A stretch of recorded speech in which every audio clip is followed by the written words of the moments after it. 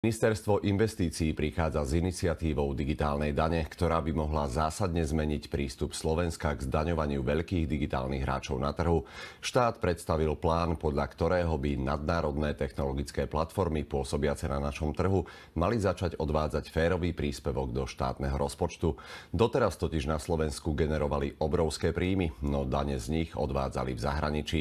Do rozpočtu by to mohlo priniesť približne 100 miliónov eur. No a viac sa o tejto téme porozprávame s Michalom Kráľom, predsedom asociácie e-commerce Slovakia. Tu ako teda vnímate toto navrhované opatrenie, ako by digitálna daň ovplyvnila teda veľké platformy? Z toho, čo som čítal, tak ono logicky alebo nejak tak filozoficky by som povedal, že to dáva zmysel, lebo fakt je, že tie daňové systémy v Európskej únii historicky boli skôr nastavené na ten fyzický biznis a fyzický obchod a faktom je, že s tou nastupujúcou digitalizáciou a globalizáciou už úplne ako keby nezodpovedajú tým potrebám ekonomík.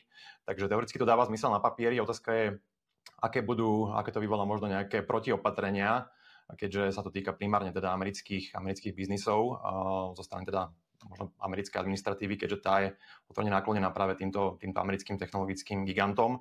A takisto, kto to vo finále zaplatí, keďže dá sa očakávať, že tie firmy prenesú tieto zvýšené odvody alebo teda tú daň na svojich zákazníkov, či už to firmy ako inzerenti alebo koncoví spotrebitelia.